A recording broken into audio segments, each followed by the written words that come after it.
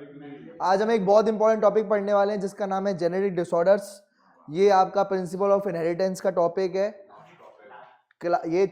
ये chapter 4th आपका है क्लास 12 बायोलॉजी का, जेनेटिक डिसऑर्डर। जेनेटिक डिसऑर्डर जो होता है,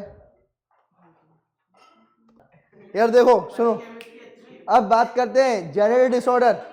जेनेटिक डिसऑर्डर की अगर मैं बात करूं तो दो प्रकार के डिसऑर्डर होते हैं। कितने प्रकार के डिसऑर्डर होते हैं? मेंडेलियन डिसऑर्डर और क्रोमोसोमल डिसऑर्डर। दो प्रकार के डिसऑर्डर होते हैं, ठीक है।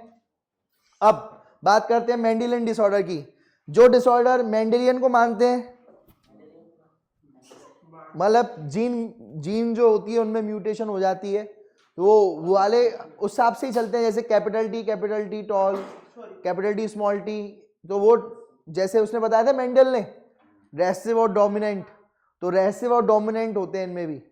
समझ लो बात को। तो जैसे यहाँ पर आपको बता दिया जाएगा कौन से रेसेसिव डिसऑर्डर हैं और कौन से जो है, जैसे उदाहरण में तो मैं यहीं बता देता हूँ। देखो ये सारे के सारे जो है आपके कौन कौन से, देखो ये ऑटोसोमल डिसऑर्डर होता है। कौन सा? Sickle cell anaemia autosomal recessive disorder होता है, ठीक है। फिनाइलकीटोन्यूरिया, सिस्टिक फाइब्रोसिस, ये थैलेसीमिया। और कुछ एक्स लिंक्ड होते हैं जैसे कि हीमोफीलिया और कलर ब्लाइंडनेस। हीमोफीलिया और कलर ब्लाइंडनेस ये एक्स लिंक्ड डिसऑर्डर्स हैं, एक्स लिंक्ड रेसेसिव डिसऑर्डर्स हैं। तो बताओ एक्स लिंक्ड डिसऑर्डर बताओ। हीमोफीलिया और कलर ब्लाइंडनेस। और ऑटोसोमल डिसऑर्डर बताओ। Sickle cell anaemia, phenylketonuria, cystic fibrosis, thalassaemia वगैरह।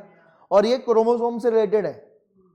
मतलब अगर कोई क्रोमोसोम खराब हो गया, या क्रोमोसोम खराब कैसे होगा, मतलब क्रोमोसोम गायब हो गया, क्या हो गया? गायब हो गया, या एक्स्ट्रा आ गया, ठीक है, कम हो गया, 46 होना चाहिए था 45 हो गया, या 47 हो गया, 45 के आग पर क्या हो गया? 47 हो गया, तो वो हो गया क्रोमोसोमल डिसऑर्डर। क्या हो गया?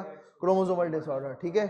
तो अब जो है, जो ये मेंडेलियन डिसऑर्डर जो होते हैं ना, ये म्यूटेशन सिंगल जीन की वजह से होते हैं। किसकी वजह से?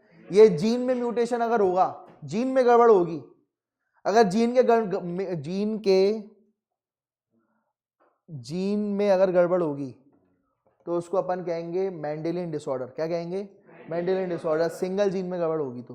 अगर क्रोमोसोम के नंबर में गड़बड़ होगी तो उसको अपन कहेंगे क्रोमोसोमल डिसऑर्डर। क्या कहेंगे? अब बताओ मेंडेलियन डिसऑर्डर में कौन कौन आता है? Haemophilia, colour blindness, sickle cell anaemia, phenylketonuria, thalassaemia और सिस्टिक फाइब्रोसिस। सिस्टिक फाइब्रोसिस छोड़ के अपन सब पढ़ेंगे। सिस्टिक फाइब्रोसिस आपके सिलेबस में नहीं है, ठीक है। और सुनो, अब यहाँ पर जो है कुछ होते हैं डोमिनेंट रेसेसिव, कुछ होते हैं डोमिनेंट और कुछ होते हैं रेसेसिव। जैसे ऑटोसोमल डोमिनेंट कौन सा होता है? Myotonic dystrophy. मायोटोनिक डिस्ट्रॉफी ये भी आपके सिलेबस में नहीं है।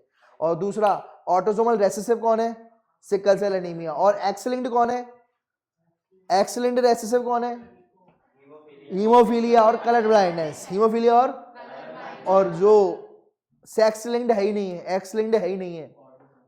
कैसा है? ऑटोसोम से रिलेटेड है। मतलब जो दूसरे क्रोमोसोम है, सेक्स क्रोमोसोम के अलावा जो दूसरे क्रोमोसोम है उनमें दिक्कत की वजह से हो रहा है, उनमें जो जीन है उसमें दिक्कत की वजह से हो रहा है, तो वो ऑटोसोमल डोमिनेंट कौन सा है? Myotonic dystrophy. और दूसरा सिकल सेल एनीमिया कैसा है? Autosomal recessive. Autosomal recessive. इसमें जो सिकल सेल एनीमिया में जो आरबीसी की शेप है वो कैसी हो जाती है? सिकल शेप की हो जाती है। क्लियर है? तो ये आपके कौन कौन से हो गए?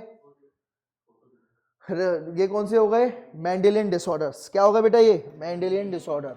क्लियर है?